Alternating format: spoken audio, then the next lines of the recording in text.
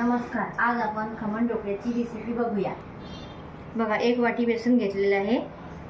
त्या मिश्रणमध्ये आपण साखर, हळदी, लिंबू पावडर आणि सोडा टाकू आणि मीठ चवीनुसार। आणि फोडणी करता आपल्याला मिरची, कढीपत्ता, तीळ आणि मोहरीची फोडणी द्यायची। आधी 1 वाटी पाणी घेत आहे मी। त्याच्यामध्ये बघा 10-12 दाणे लिंबू पावडरचे टाकत आहे, साखर टाकत आहे, थोडी हळदी घालत आहे,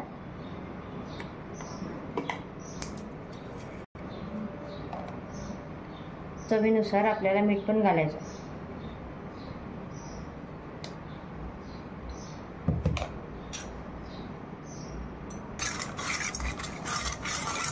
हे साखर, लिंबू पावडर आपल्याला असं विरघळून घ्यायची आधी पाण्यामध्ये।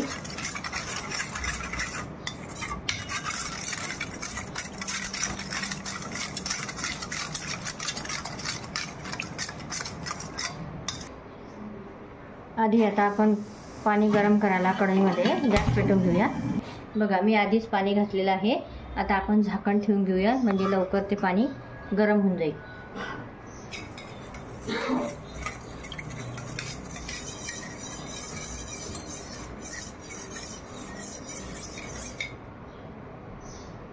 बेसन पिठाचं मिश्रण करूया आपण।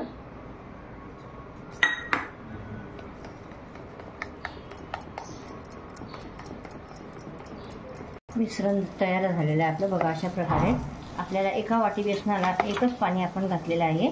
त्याचं प्रमाण व्यवस्थित होतं। आता डब्याला तेल लावून घ्या। अशा प्रकारचं सगळ्यातून व्यवस्थित लावून घ्यायचं। आता आपण सोडा घालूया। सोडा आपल्याला सर्वात छोटी घालायचा असतो। बघा, हे एवढं 1 छोटा चम्मच घेतलेला आहे।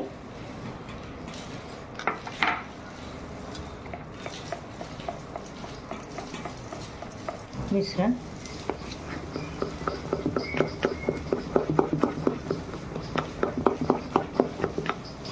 आता डब्यात घालूया।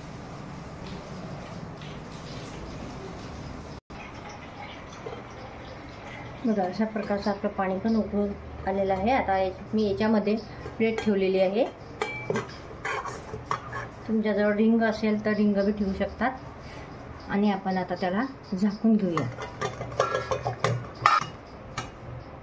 आता आपण तोपर्यंत आपला ढोकळा होई तोपर्यंत आपल्याला फोडणी घालायची आहे।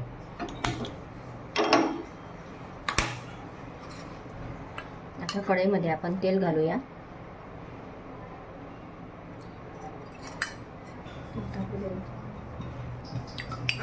तेल गरम झालेलं आहे। आता आपण मोहरी घालू आधी। बघा, छान तडका आलेला आहे। अशा प्रकारचे तडका घाला। आता मिरची घालूया।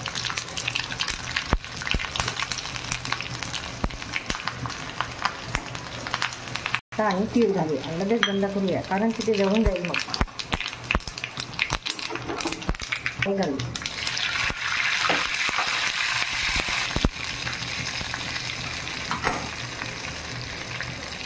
थोडं चवीनुसार मीठ घालायचं।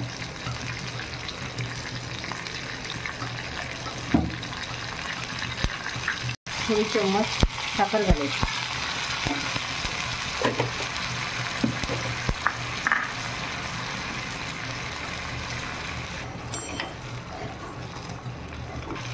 आपण हे तडक्यामध्ये पाणी घातलं, त्याचा एक जीव झाला पाहिजे।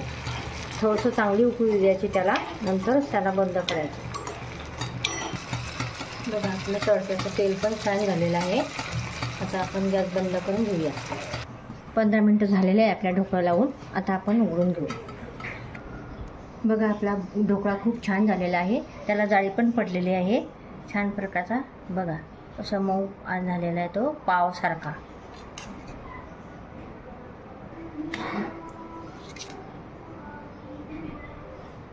बघा, अशा प्रकारे झालेला आहे मऊ छानपैकी।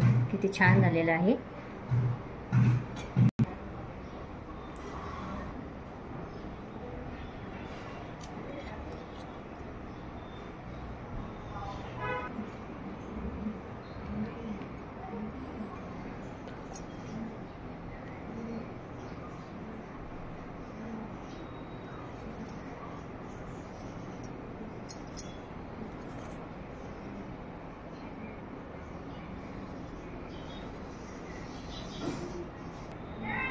तुम्ही पण अशाच प्रकारचे ढोकळा करून बघा.